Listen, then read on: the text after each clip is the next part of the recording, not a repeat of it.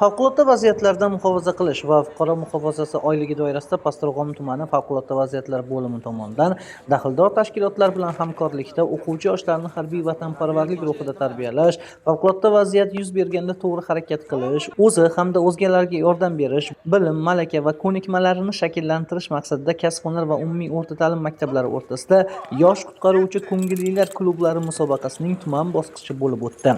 Unda jamoalar 5 ta shart, ya'ni jamoalarni musobaqaga tayyorgarligini baholash, savol-javob, birinchi yordam ko'rsatish, dor yo'llari orqali jamoalar arqonlar yordamida o'tish va yong'in o'chirish estafetasi shartlari bo'yicha g'oliblik uchun o'zaro bellashdilar.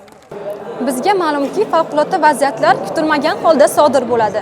Ushbu holatlarga barcha fuqarolar tayyor bo'lishi kerak. Ushbu holatlarga tayyor bo'lish maqsadida bugun tumanimizda yosh qutqaruvchi sport musobaqasi o'tkazildi. Ushbu musobaqada biz jamoamiz bilan munosib ishtirok etib, turli xil favqulodda vaziyatlarda qanday harakatlanish, favqulodda vaziyatlarni oldini olish bo'yicha kerakli ma'lumotlarga ega bo'ldik.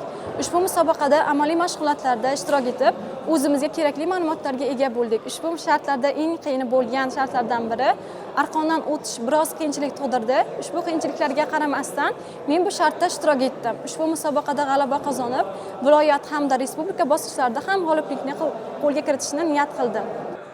Musobaqaning umumta'lim maktablari o'rtasidagi bahslarda umumjamoa hisobida 3-o'rinni 56 ixtisoslashtirilgan davlat umumta'lim maktab jamoasi, 2-o'rinni 1-umumta'lim maktabi jamoasi qo'lga kiritgan bo'lsa, 17-umumta'lim maktab jamoasi musobaqaning mutlaq g'olibiga aylanib, faxrli 1-o'rinni egalladi.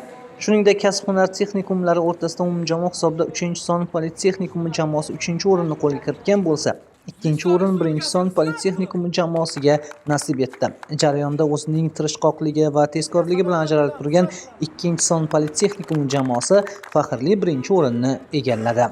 G'oliblar va sovrindorlar tashkilotchilar tomonidan diplom va esdalik sovg'alari bilan taqdirlandi. Musobaqaning 1-o'rinini qo'lga kiritgan jamoalar viloyat bosqichi yo'llanmasini qo'lga kiritdi.